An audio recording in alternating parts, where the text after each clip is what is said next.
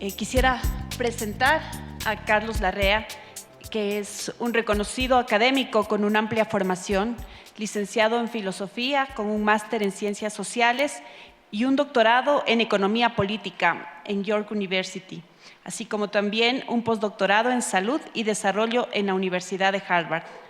Ha escrito y dirigido publicaciones relevantes sobre temas ecosociales, como la coordinación del libro «Está agotado el periodo petrolero en el Ecuador». También es coautor de varias publicaciones, incluyendo INTAG, un territorio en disputa, y el Atlas de Desigualdades Socioeconómicas del Ecuador. Actualmente, Carlos dirige el área de Ambiente y Sustentabilidad de la Universidad Andina Simón Bolívar y está fuertemente involucrado en la lucha anti-extractivista en la Amazonía ecuatoriana, siendo uno de los principales gestores de la iniciativa Yasuní ITT y colaborando en el proceso de consulta popular para dejar el crudo bajo tierra en el Yasuní. Es un honor para todos nosotros poder escuchar la ponencia el día de hoy y participar activamente en esta charla. Bien, esta sesión la estamos dedicando al tema de la mitigación del cambio climático en relación a los países andinos y al posible o actual capacidad de la CAN para implementar políticas en este sentido. Bueno, muy brevemente yo quiero comenzar planteando muy rápidamente el tema del cambio climático como una amenaza civilizatoria de gran magnitud en el corto, mediano y largo plazo. Bueno, aquí tenemos una versión bastante actualizada de las emisiones de gases de invernadero a nivel mundial. La primera está vinculada con el dióxido de carbono, la segunda con el metano y la tercera con óxidos de nitrógeno. Estos son básicamente los tres gases más importantes. Lo que encontramos es que, por ejemplo, las concentraciones de CO2 han superado desde hace algunos años las 400 partes por millón.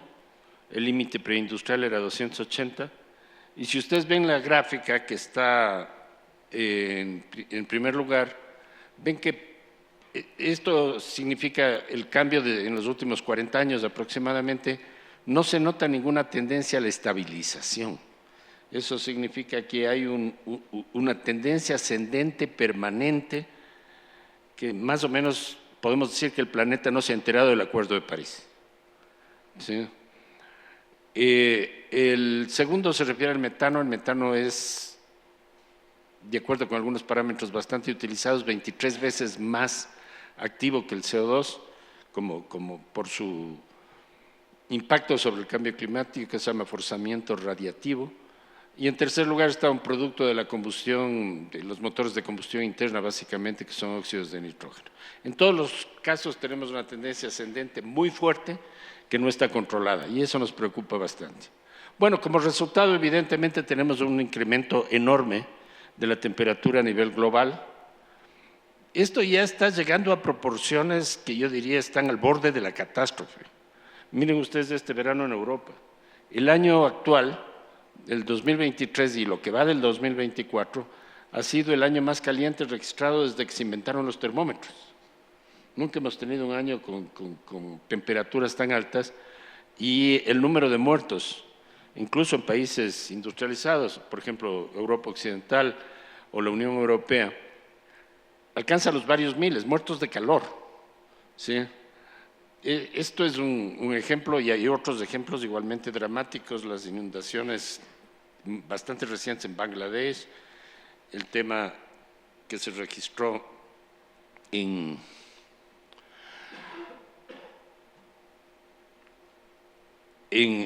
la India. En fin, y yo diría que hay una gran cantidad de ejemplos en los cuales los efectos ya alcanzan proporciones verdaderamente catastróficas. Bien, tomando eso en cuenta, el instrumento que tenemos, que fue un avance gigantesco en términos de mitigación internacional, el Acuerdo de París firmado en diciembre del 2015, está basado en contribuciones voluntarias de los países, lo que se llaman los Nationally Determined Contributions. O sea, cada país se compromete a cumplir con actividades de mitigación y adaptación voluntariamente, por consenso, y la suma de esos acuerdos se espera que llegue a cumplir los objetivos. En realidad el Acuerdo de París solo tiene un objetivo cuantificable en el largo plazo, que es el 2100, que será mucho tiempo después de que termine su vigencia, que es que el incremento de temperatura con relación a niveles preindustriales no supere los 1.5 hasta 2 grados centígrados. ¿Por qué se adoptó esto? Esto es muy importante, esto no es un simple tema legal. Porque la ciencia ha demostrado contundentemente que si el calentamiento de la temperatura excede el 1.5 grados centígrados, que ahora ya lo estamos excediendo, como 60 años antes del 2100, si se excede ese límite, las consecuencias globales del cambio climático a nivel civilizatorio serían verdaderamente catastróficas para la humanidad. O sea, lo que está en juego es la civilización industrial y postindustrial que tenemos, como vamos a ver un poco más adelante.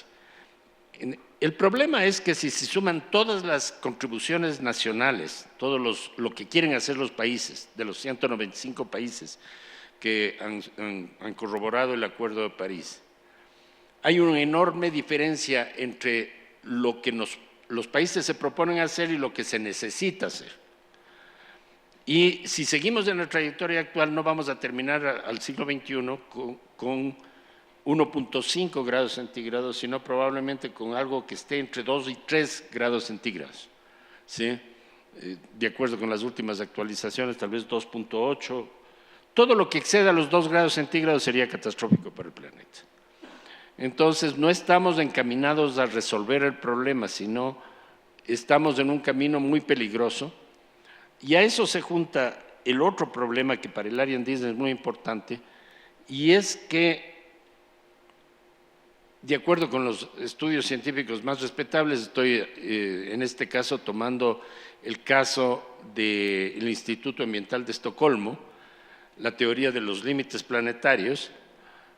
Ellos seleccionaron 9 problemas ecológicos globales muy críticos, y para cada uno de ellos, por ejemplo, el cambio climático, seleccionaron una variable, en este caso las concentraciones de CO2, un límite que puede la Tierra soportar con su capacidad de resiliencia, con su biocapacidad, 350 partes por millón, y la situación actual, que estamos cerca de los 420. Entonces estamos excedidos. ¿Qué significa eso? Significa que estamos conduciendo al planeta a una situación que tarde o temprano va a conducir a un límite, y esos son justamente los límites planetarios. Pero los estudios nos indican que eso no está pasando solo en cambio climático, está pasando en extinción de especies, pérdida de biodiversidad, deforestación, que es un tema muy importante, y otros problemas. Actualmente, de los 9 problemas que se están estudiando, en 6 el planeta ha excedido su capacidad. ¿Cuál es la situación futura? Bueno, varios estudios nos indican que podemos llegar a lo que se llama tipping point en inglés, o sea, puntos de no retorno, puntos en los cuales el impacto de la actividad humana desencadena un proceso autosostenido, autodestructivo, que puede conducir a que en un tiempo relativamente corto la humanidad alcance una situación en la cual más o menos el 90% de la superficie de la Tierra se torna inhabitable para los seres humanos, ¿sí? Esto se llama hot house earth, más o menos. Y la posibilidad de que logremos evitar eso es sumamente difícil. Nosotros logramos, los humanos hemos estado en la Tierra por 200.000 años, pero solamente en los últimos 10.000 años pudimos desarrollar civilizaciones. Y esto se debió a la estabilidad del clima. La mayor parte del clima, teníamos un clima muy inestable. El clima actual está en el periodo Holoceno, que se ha caracterizado por la estabilidad climática, y eso ha permitido la aparición de la agricultura. Pero si pasamos del Holoceno a lo que se llama el Antropoceno, en el cual la civilización altera las condiciones básicas del clima, podemos desequilibrar el planeta hasta tornarlo por lo menos inhabitable para nosotros, ¿sí? Y ese riesgo es un riesgo sumamente grande. Bueno, aquí tenemos alguna explicación adicional de eso. Lo que dice la ciencia es que tenemos una ventana de oportunidad, es decir, el tiempo que todavía podríamos reducir las emisiones, básicamente, puede ser de 2 décadas o menos. Si ya pasamos de eso, podemos llegar a un punto de no retorno. decir, a un punto en el cual los efectos acumulados del cambio climático son tan grandes, y eso lo vamos a ver un poco en el caso de los países andinos, que conduzcan a una situación que inevitablemente va a llevar a un caos muy grande. Bueno, aquí el color no nos favorece mucho, aquí ya entramos en los países andinos. ¿Qué tienen de común los países andinos? Bueno, los 4 países andinos tienen la Amazonía andina. La Amazonía representa más o menos la mitad de la superficie de estos países. Y en el caso de la Amazonía tenemos que entender algo. No nos interesa tanto este momento la función, digamos, la estructura regional de la Amazonía, sino justamente los beneficios ambientales que provee la Amazonía a la región andina. Por ejemplo, en el caso de Quito, el 85% de las nubes y las lluvias que caen en Quito provienen de la Amazonía. ¿Sí? La Amazonía genera, a través de la evapotranspiración, no solamente, la mayoría de las lluvias que hay en la Amazonía no vienen del Atlántico, sino que vienen de la propia Amazonía, de la evaporación de los árboles. Y luego se crean, en realidad, ríos aéreos, ¿sí?, que llevan esa humedad tanto a los Andes. La mayoría de los países andinos reciben humedad justamente de la Amazonía, como a la pampa argentina. Entonces, si nosotros deterioramos la capacidad de la selva para generar humedad, que es lo que estamos haciendo, va a llegar un momento en que esto conduzca a un proceso de autodestrucción que se llama, es un punto de no retorno, de sabanización, donde los árboles, como consecuencia del cambio climático que calienta el ambiente y como consecuencia de la deforestación que es muy alta, llegan a, simplemente se mueren por falta de humedad y no pueden ser reemplazados. Y esto puede desencadenarse en algún momento y puede afectar a fines del siglo, a mediados del siglo, entre el 30 y el 60% de la Amazonía. Eso conduciría a un colapso climático de América del Sur y de los países andinos. En ese sentido, la situación es sumamente grave. La Amazonía, obviamente, en primer lugar, es la selva remanente más grande del mundo, es la mayor reserva de biodiversidad del planeta, eso también debemos tomarlo en cuenta. Almacena carbono manteniendo un equilibrio muy frágil en este momento a nivel planetario, como les mencionaba, que también puede romperse, sobre todo si se desencadena el proceso de sabanización, y todos esos servicios están en peligro. El mapa que estamos presentando nos indica cuánto se ha deforestado. Bueno, de acuerdo con una investigación en la que yo participé y coordiné 2 capítulos del panel científico amazónico, que es la institución que agrupa con respaldo de Naciones Unidas a 240 científicos dedicados a la Amazonía, podemos encontrar que la Amazonía ha perdido aproximadamente una 1/6 parte de la selva debido a la deforestación, que otra 1/6 parte se encuentra degradada. El país donde eso ha alcanzado su máxima expresión históricamente ha sido Brasil. Ecuador está en segundo lugar, con el 13%. Entonces estamos en una situación bastante crítica, ¿sí? Y esto es una de las amenazas más grandes del cambio climático para la región andina. Esto es un punto importante. Entonces, pero si nosotros analizamos la fragilidad de la región andina, no solamente se concentra en eso, no solamente tenemos el riesgo de perder básicamente las fuentes de agua. Recuerden que 3 capitales andinas están en una emergencia de agua muy seria y han tenido problemas muy graves, que son La Paz, Bogotá y Quito, que son ciudades de altura que no pueden recibir agua por debajo de su cota, que en el caso de Bolivia son 3.500 metros, o sea que dependen básicamente de los páramos andinos o de la puna, ¿sí? Y en ese sentido, la gravedad de la situación es muy grave si tenemos, como predicen todos los modelos de cambio climático, una reducción sustancial de la pluviosidad en los próximos años como consecuencia de la deforestación en la Amazonía. Esto no es teoría. Quito ya ha sido afectada seriamente en los últimos 2 años por apagones que han llegado a durar hasta 8 horas diarias. ¿Por qué ocurren los apagones? No es mala suerte. Los apagones son el resultado de que la Amazonía está en la sequía, según dicen los ministros, más grave de los últimos 41 años. ¿Y a qué se debe eso? A la deforestación. Eso se debe simplemente a la falta absoluta de cuidados de los ríos que generan las hidroeléctricas, por ejemplo el río Coca. Sí, bueno, no les cuento la historia del río Coca porque la conocen todos ustedes y es una verdadera tragedia. Entonces, desde ese punto de vista, nosotros estamos en una situación de amenaza muy grave. Aquí tengo los datos, y esto es muy interesante, de las tasas anuales de pérdida de bosque primario desde el año 2001 en adelante para todos los países andinos. Bueno, el caso extremo de incremento muy avanzado de la deforestación es Bolivia. Pese a la retórica del MAS, realmente Bolivia está simplemente destruyendo la Amazonía en proporciones sin precedentes y casi sin ningún control. La buena noticia es que, por ejemplo, en el caso de Colombia hemos tenido en el año 2023, que es el último año reportado por estas fotos satelitales, una reducción bastante significativa de la tasa de deforestación que puede llegar hasta el 50%. En el caso de Brasil, esto está ya mucho más confirmado porque tiene un seguimiento muy serio. Lula ha logrado y su ministra de Ambiente, Marina Silva, han logrado nuevamente reducir este año la deforestación en Brasil en un 50%, lo que muestra que esto es posible, ¿sí? Ecuador se encuentra con una tendencia en el largo plazo ascendente, aunque ha habido cierta reducción en la deforestación el último año. Perú tiene un comportamiento similar a Colombia, pero sin esta reducción final. Entonces, en todo caso, no estamos en una política de conservación.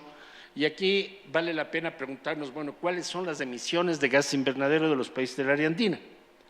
Aquí están acumulados los 4 países y están clasificadas las emisiones de gas invernadero de acuerdo con su fuente. Lo que se encuentra es que en todos los países andinos la causa principal de emisiones de gases invernadero, o sea, de contribución al cambio climático, es la deforestación. Pero nosotros no somos países altamente industrializados, en segundo lugar está la agricultura, en tercer lugar está el transporte, pero bastante de lejos. Entonces, la deforestación representa más o menos la mitad de las emisiones globales de los países andinos. Segundo, en el área andina las emisiones están creciendo. No hemos logrado establecer ninguna política seria de reducción de las emisiones. Tercero, tomando en cuenta la deforestación, los países andinos tienen una emisión por habitante que es superior a la media planetaria. Generalmente nuestros diplomáticos se presentan en las reuniones de la COP de cambio climático argumentando que los países andinos son víctimas del cambio climático, que generan un porcentaje despreciable de las emisiones mundiales y que tienen que recibir fondos para adaptación. Eso simplemente no tiene fundamento en la realidad. Nosotros estamos haciendo emisiones más allá de la media mundial, estamos contribuyendo seriamente al cambio climático y no tenemos una política consistente de reducción. Lo que es más grave, nosotros como región andina estamos muy seriamente amenazados por nuestra falta de eficiencia en la acción.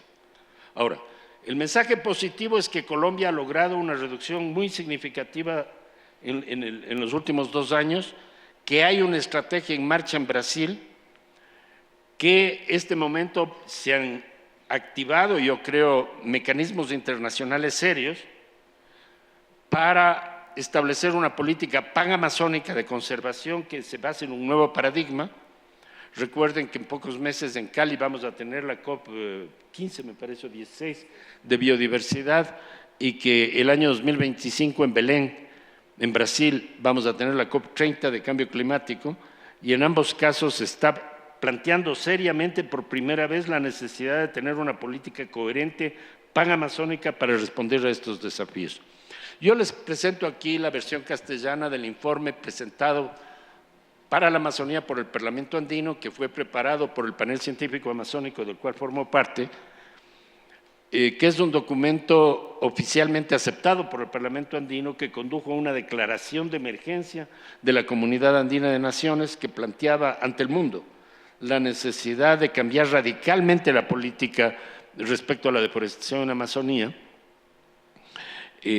Brasil ha planteado, por ejemplo, en las reuniones de la OTCA, que es la Asociación de Cooperación Amazónica, y en varias reuniones internacionales basadas en el Pacto de Leticia, la necesidad de llegar a deforestación cero para el 2030. Esto podría ser una meta que es posible, y más que posible, yo diría casi indispensable. Entonces, podríamos concluir, bueno, de hecho el Parlamento andino hizo una declaración de emergencia basada en este informe, que plantea la urgente necesidad de coordinar una política amazónica y que esa nueva política amazónica de los países andinos esté basada en la conservación y en una tendencia sostenida y compartida de reducir el crecimiento de las emisiones de CO2 de gases invernadero principalmente. Bueno, desafortunadamente esto hasta el momento no ha pasado de una cierta retórica y creo que francamente, bueno, en algunos países se ha logrado avances fundamentales, pero también tenemos un retroceso dramático en Bolivia, que creo que es necesario que se conozca y que se analice. Bueno, este es el panorama que yo quería presentarlos esquemáticamente. Creo que estamos con cierta holgura respecto al tiempo, pero quisiera en todo caso dejar abierta la sala para los comentarios de Karina y luego para todas las inquietudes y preguntas que pueden tener ustedes al respecto. Muchísimas gracias.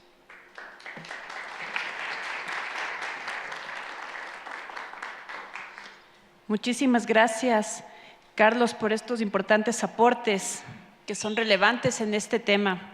Bueno, he tenido la oportunidad de representar al país en las últimas COPs 26 en Glasgow, COP 27 en Egipto y la última COP 28 en Dubái. He tenido la oportunidad también de poder liderar la implementación de política pública del Ecuador y también poder contribuir en algunos de los diálogos, incluyendo el último de Leticia, justamente tratando de concentrar la visión amazónica. Así que me voy a permitir realizar algunos aportes frente a varios de los comentarios también que ha mencionado Carlos. Creo que la importancia de poder tener una visión integral sobre el cambio climático, no dejando de lado o no pensando que el cambio climático es un tema de los ambientalistas en lo absoluto. Es uno de los principales riesgos que están posicionados entre los mayores riesgos mundiales.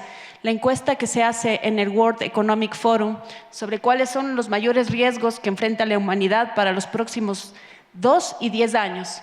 En los 2 años y en los 10 años sigue apareciendo el cambio climático y la pérdida de biodiversidad como las grandes preocupaciones, no solamente desde el punto de vista de la vida, sino hoy los empresarios están notando también que sus medios de producción se están viendo afectados por esta crisis climática. La falta de predecibilidad respecto de los efectos que se pueden tener. Y por otro lado, si nos orientamos un poco más a América Latina y el Caribe, el posible impacto en PIB por el cambio climático se puede estimar entre un 4.9 y un 17% de pérdida del Producto Interno Bruto de nuestra región. Justamente porque en parte de los recursos que vamos a tener que dedicar en el futuro van a ser precisamente para poder enfrentar los desastres naturales que son cada vez más frecuentes. Esto como complementando este análisis global. Y hay uno de los temas importantes después de la última COP. Por ejemplo, Emiratos Árabes Unidos tiene ya una planificación al 2050. ¿Cuál va a ser su posición frente a los combustibles fósiles? Su posición frente a los combustibles fósiles es: vamos a seguir vendiendo combustibles fósiles. Lo que vamos a tener son sistemas de captura de carbono y vamos a vender al resto del mundo estos sistemas de captura de carbono. La posición también de China, de Estados Unidos, es una posición de crecimiento. Queremos seguir creciendo económicamente y tenemos una demanda energética más intensa. Un poco el pensamiento aquí está en relación a esa demanda de energía que tiene que ser suplida de diferentes maneras. Una demanda de energía que está ligada va muy de cerca con un crecimiento poblacional y a un modelo de consumo que está determinado también en nuestras nuevas generaciones por publicidad o por diferentes factores. Entonces, al cambio climático no solo debe ver como un tema netamente de emisiones, sino como el resultado de un modelo de vida que venimos llevando a lo largo del tiempo, donde el consumo se convierte en la base de la felicidad y a costa de eso necesitamos consumir más. Mientras más energía necesitemos, mientras más personas seamos, más demandas vamos a necesitar del planeta. La demanda de petróleo sigue creciendo, la demanda de petróleo no se reduce. La demanda, hoy decimos la sustitución por energías renovables, por supuesto, pero esas energías renovables dependen de minerales y esos minerales y esa materia prima sigue proveniendo de nuestra región. Nuestra región sigue siendo proveedor de materia prima, poco industrializados, que hace que tengamos que tomar en cuenta cuál va a ser nuestra visión frente a todo esto. Si sabemos, por un lado, que los países árabes se están proyectando para mantener su modelo de desarrollo, si nos proyectamos a que los países desarrollados están creando formas de capturar el carbono porque saben que existe un efecto muy claro del cambio climático en su futuro, ¿cuál es la posición que está tomando o que van a tomar nuestros países, que vamos a tomar como región? Es clave este diálogo y estas perspectivas del futuro.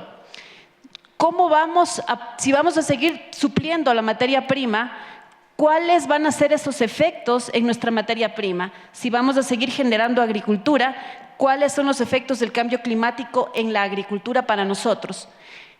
¿Puede ser una oportunidad? Por supuesto. También puede ser una oportunidad para países como los nuestros el poder convertirnos en esta alacena que el mundo va a necesitar frente a la crisis alimentaria. Entonces, bueno, por una parte, para mí era importante poder hacerles esta reflexión sobre cuál es el rol que debemos empezar a tomar como países de la región frente a esta dinámica, pero no con un pensamiento del corto plazo. Nuestro papel ahora es empezar a promover un pensamiento de mediano y de largo plazo.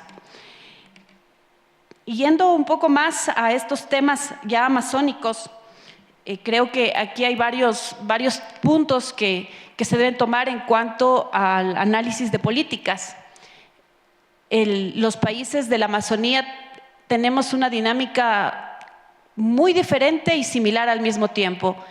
Similar porque enfrentamos los mismos problemas y los problemas básicos que no debemos dejar de lado frente a este tema del cambio climático es la vulnerabilidad que tienen nuestras comunidades indígenas. Estaba leyendo un reporte de deforestación que se ha hecho hace poco tiempo también y participó también la Universidad Andina y que fue impulsado por FAO y otras agencias sobre qué es lo que está pasando con la población indígena. Y me revisaba los datos y me quedé asustada. Dice, de cada 100 personas, la población indígena, solamente el 40% puede asistir a la escuela, a la educación primaria. De las personas, si 40 personas asistieron a la escuela, solamente 29 personas acceden a la educación secundaria y solamente 4 llegan a la universidad. Entonces, si hablamos de que además no están insertados dentro de la dinámica laboral, ¿cuál es el medio de vida? Los bosques, la biodiversidad, decimos la deforestación como un fenómeno alejado, pero cuando nos damos cuenta que la deforestación está ligada a la que la persona pueda pagar la educación de sus hijos, a que posiblemente las vacas o el sistema de medios de vida agresivo obedece a una necesidad de subsistencia. Cuando desligamos ese parámetro de subsistencia de la deforestación o de los análisis de política de cambio climático, estamos dejando de percibir una realidad y otro modelo de solución. Así que más bien invitarles también a pensar holísticamente que la mitigación del cambio climático o la reducción de emisiones también está ligada a un factor de pobreza. Y por otra parte, la adaptación al cambio climático es clave para nuestros países.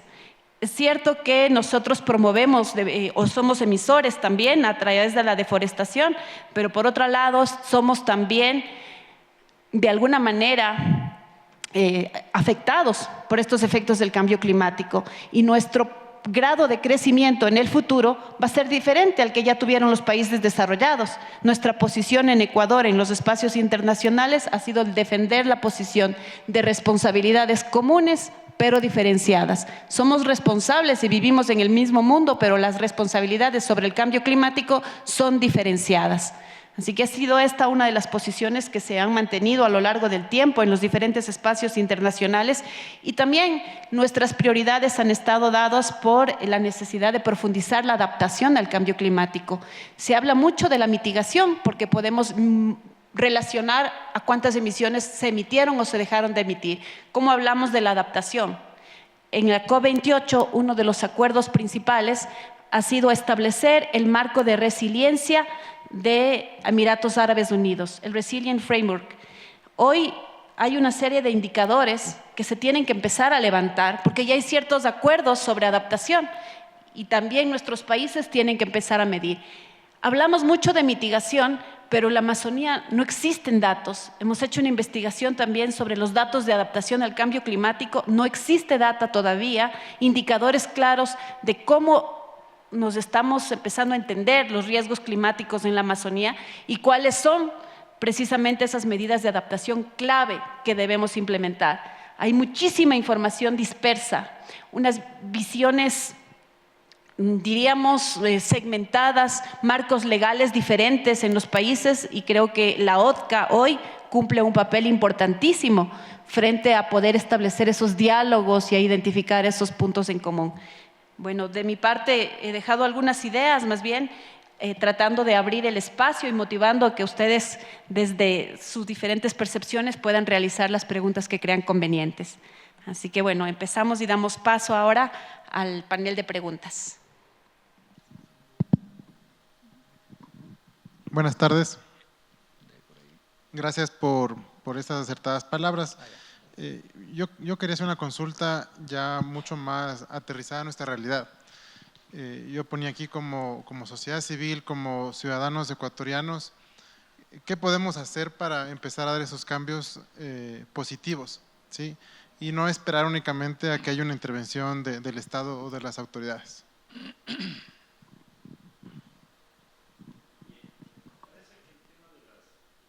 Parece que el tema de las líneas de acción o cómo concretar políticas ha llamado mucho la atención entre las preguntas, la que usted acaba de hacer verbalmente y algunas preguntas por escrito que he tenido la oportunidad de recibir. Bien, creo, en primer lugar, un cambio de política respecto a las emisiones.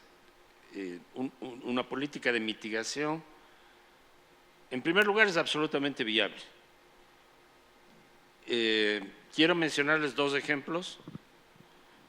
Entre el año 2005 y el año 2012, el gobierno de Lula en Brasil, bajo la conducción del Ministerio de Ambiente por Marina Silva, logró reducir en el Brasil, que representa el 56% de la Amazonía, el 84% de la tasa de deforestación. Logró bajar efectivamente la tasa de deforestación en Brasil en 84% y solamente este año se ha vuelto a bajar en un 50%. Entonces, eso quiere decir que ya sabemos cómo hacer. Pero es interesante. Bueno, Karina afirmaba que hay pocos datos sobre la Amazonía. Yo estoy un tanto en desacuerdo con esa visión. En el año 2021, con auspicio de Naciones Unidas, escribimos un libro que se llama The Amazon Assessment Report, que tiene 1.500 páginas, que fue realizado por 240 científicos. Yo coordiné 2 capítulos de los 34 capítulos existentes, que se ha convertido en una especie de enciclopedia actualizada de la Amazonía. Y ahí hay como 6 capítulos que se llaman el espacio de soluciones. O sea, los 6 últimos capítulos de este trabajo están enfocados justamente a estrategias que se han implementado para resolver el problema, incluyendo políticas de mitigación y adaptación que son absolutamente necesarias. Entonces, obviamente en muchos casos hay falta de información, pero creo que este estudio ha contribuido sustancialmente a un conocimiento mucho más profundo del tema. Segundo, estamos haciendo policy briefs, es decir, estudios sobre temas específicos encaminados al diseño y al planteamiento de políticas alternativas. Y hay una gran cantidad. Yo les recomiendo que vayan a la página web del panel científico masónico, que se llama theamazonwewant.org, y ustedes pueden descargar libremente todos estos documentos que constituyen un conjunto muy amplio de publicaciones. Bueno, volviendo al tema de las estrategias. ¿Cómo logró Lula en estas dos oportunidades una reducción tan grande de la tasa de deforestación? Bueno, en primer lugar, convirtiéndole la política de reducción de la deforestación no en una política del Ministerio de Ambiente, sino en una prioridad nacional. Este es el primer punto, decisión política. ¿Sí? Una réplica algo parecida que hemos encontrado en este tiempo en el caso de Colombia es lo que está pasando ahora con el gobierno de Petro, que de alguna manera trata de emular ese modelo. Segundo, cooperación internacional. Eso fue absolutamente esencial. Lula recibió entre el 2005 y el 2012 $1.250 millones como ayuda de Noruega y Alemania, solo de Noruega y Alemania, estoy poniendo los dos más importantes, para reducir la deforestación en Brasil. Este no es un monto pequeño. En el mismo tiempo Ecuador recibió 15 millones. Entonces la diferencia entre 15 millones y 1.250 millones nos da una idea. Guyana, que siguió un modelo parecido con Noruega, recibió 250 millones. Eso significa que los fondos de cooperación internacional existen, pero obviamente necesitan la contraparte nacional. Y el primer punto de la contraparte nacional es la decisión política. Segundo, una legislación apropiada. Una legislación apropiada significa eliminar una gran cantidad de formas de corrupción. A veces nuestra legislación es adecuada, pero ¿qué control tenemos de la deforestación? Hagan ustedes cualquier paseo al Puyo y en el viaje van a encontrar una gran cantidad de camiones enormes cargados de árboles que vienen de la Amazonía, que se deforestan ilegalmente y que no tienen ningún control. ¿Sí? ¿Y esto por qué? Porque hay una legislación que controla, pero la cantidad de corrupción que hay ahí hace que prácticamente esos controles sean absolutamente inútiles. Una gran cantidad de deforestación o de árboles deforestados salen no por las carreteras, sino por los ríos de la Amazonía hacia Leticia y otras ciudades en el Perú, en una forma ilegal. Entonces, ese es otro punto. Se necesita establecer una política seria, efectiva, de control de la deforestación. Y esa política tiene cosas nuevas. En primer lugar, con información satelital, y eso hicieron los noruegos en Brasil. Pusieron una cantidad de satélites que prácticamente en tiempo real, administrados conjuntamente por Brasil y Noruega, podían detectar focos nuevos de deforestación y luego intervenía la policía. Y eso se está volviendo a hacer, por ejemplo, para la minería ilegal en Brasil ha bajado un 80%. ¿Cómo funciona eso? Que simplemente si hay una barcaza que está extrayendo oro en algún lugar de la Amazonía, es detectada por fotos satelitales o por drones, ¿sí? Y lo que hace el gobierno de Brasil es hundir la barcaza, exactamente hundir la barcaza, la bombardea, les avisan a los tipos para que no se mueran, tienen 10 minutos para evacuarla y luego viene un avión de la Fuerza Aérea y la bombardea, ¿sí? Desaparece la barcaza. Bueno, el resultado es que la deforestación provocada por minería ilegal en Brasil ha bajado ya en un 80%. ¿Sí? Y eso están volviendo a aplicar. Tercero, algo muy importante que nos decía Karina, es fundamental crear alternativas de supervivencia para que haya opciones reales más allá de deforestar. En realidad, en el caso de los países andinos y particularmente en el caso ecuatoriano, una buena parte de los agentes en última instancia de deforestación son campesinos pobres, básicamente colonos. Entonces es necesario crear alternativas. ¿Sí? Y yo creo que, por ejemplo, el programa Sociobosque no logró del todo eso, aunque esa fue su intención. Pero realmente, entre la contribución de Sociobosque y lo que le pedía a alguien, y que le ofrecía alguna persona vinculada con los grupos normalmente ilegales de deforestación, si le dan $500 por destruir un árbol a un campesino cerca de una carretera en el norte de la Amazonía, y Sociobosque le puede dar $40 por mantener varias hectáreas al cabo de 10 años, el campesino no tiene dudas y simplemente vende el árbol. ¿Sí? Entonces, desde ese punto de vista tenemos que establecer una serie de mecanismos efectivos que realmente permitan generar alternativas económicas viables basadas en la diversificación productiva económica en la Amazonía. Y dentro de esos aspectos están el turismo de naturaleza, el turismo ambiental, la aparición de una serie de productos nuevos que yo creo que tienen un gran potencial del éxito. El azaí en Brasil, por ejemplo, ahora se ha vuelto en un producto que se vende en todo el mundo. Ustedes pueden ir incluso al Supermaxi, van a encontrar azaí, pueden ir al Arquicentro y encuentran un puesto de ventas donde hacen bebidas con azaí. Todo eso viene del Brasil y se ha convertido en un superalimento, algo así como superfoods, ¿sí? que es un alimento recolectado de la Amazonía sin deforestar. Lo mismo pasa con la castaña, que es una especie de nuez que en realidad técnicamente se llama nuez de Brasil y el nombre de Brasil viene de esa nuez, ¿sí? Y Bolivia el año pasado obtuvo $300 millones en exportación de castaña, $300 millones al año, ya no es poco, ¿sí? Entonces existe una serie de alternativas en ese sentido que se están trabajando y que conforman lo que en general se llama la bioeconomía, es decir, un tipo de actividad económica que permite mejorar las condiciones de vida, conservar la fertilidad de los suelos, que es muy limitada en la Amazonía, y al mismo tiempo evitar que la única opción del campesino sea o que el niño no vaya a la escuela o deforestar, que eso es realmente una opción. Pero les digo, eso es más un caso del Ecuador, algo del Perú tal vez, pero las causas fundamentales de la deforestación en la mayor parte de la Amazonía tienen que ver con decisiones de grandes empresas, es decir, la expansión de la soya, la expansión de la ganadería en gran escala, la expansión de la minería de hierro, principalmente en el caso de Brasil. Esos son los verdaderos drivers de la deforestación. Actualmente ha aumentado mucho la expansión de la palma africana en el caso de Ecuador.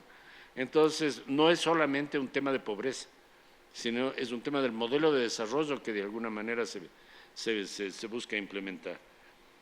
Bueno, el tema es sumamente complejo, está ahora vinculado con actividades ilegales también, no solamente la minería de oro, que es muy, muy grande la minería ilegal de oro, por ejemplo en Puerto Maldonado, Madre de Dios, en el sur de Perú. Venezuela ha tenido una expansión gigantesca de la deforestación basada en eso. Entonces, ese es otro punto bastante complejo que también es necesario tomar en cuenta. Por consiguiente, se necesita rediseñar una política de cierta profundidad, pero me parece que con las experiencias en pequeña escala y en escala nacional que se han aplicado en algunos países, por un lado eso es necesario, por otro lado eso es viable. Entonces, desde ese punto de vista, sí me parece que una función de la CAN es fundamental, es tratar de establecer políticas andinas cohesionadas, vinculadas con temas ambientales. Miren, el tema de la integración, yo soy muy escéptico en eso.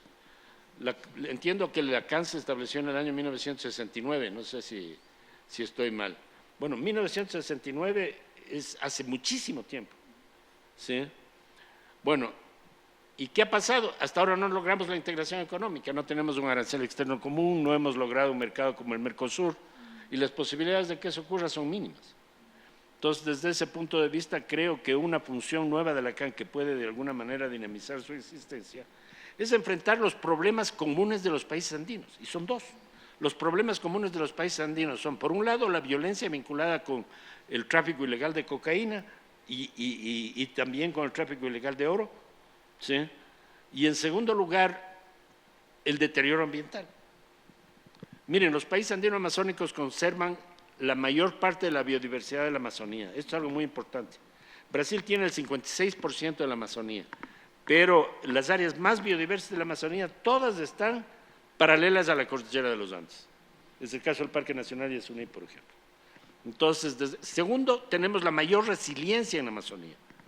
Eso significa que la estación seca, que afecta fuertemente a Brasil y que puede desencadenar lo que les decía, este fenómeno de sabanización, es mucho menos probable que emerja en los países andino-amazónicos, porque tenemos mucho más agua. Y eso es algo fundamental. Entonces, desde ese punto de vista, tenemos la mayor resiliencia, tenemos la mayor biodiversidad y podríamos definir una política común. Una política común. ¿Cómo mitigar el cambio climático? Se ha preguntado. Bueno, podríamos hacer esfuerzos, por ejemplo, para reducir las emisiones en la agricultura, es algo fundamental. Hay experiencias de agroecología, agroforestería, que son muy importantes. Hasta ahora la mayoría de los países andinos siguen manteniendo una política de promoción de la agricultura en gran escala que en realidad hace mucho daño al ambiente. Podríamos desarrollar a fondo una política de electrificación del transporte público, que es absolutamente esencial para bajar las emisiones del transporte, porque en realidad las emisiones tienen 3 fuentes en los países andinos, y eso es el gráfico que les mostré. La primera y la más importante es la deforestación, la segunda es la agricultura y la tercera es el transporte. Si sumamos los 3 tenemos el 80% de las emisiones. Si hacemos un adecuado manejo de la basura ya estamos por encima del 80%. ¿Existe una política ambiental? Yo francamente no la veo, o la veo muy fragmentada. Entonces, desde ese punto de vista me parece que sí debemos comenzar a pensar en políticas comunes que sean andino-amazónicas, simplemente para salvar la posibilidad de que podamos alimentarnos a fines de siglo. Ese es simplemente porque si perdemos el agua y perdemos la capacidad de producir nuestros propios alimentos de una forma adecuada como consecuencia del cambio climático, vamos a entrar en una crisis mucho más profunda de lo que podemos, y esa crisis va a ser una consecuencia de nuestra inactividad ahora. Por eso es necesario hacer una política mucho más radical, mucho más a fondo, y todavía no veo eso. Sin embargo, creo que, como les mencionaba, hay una gran cantidad de posibilidades que se están abriendo y que debemos aprovechar. Entre ellas, una mayor cooperación internacional.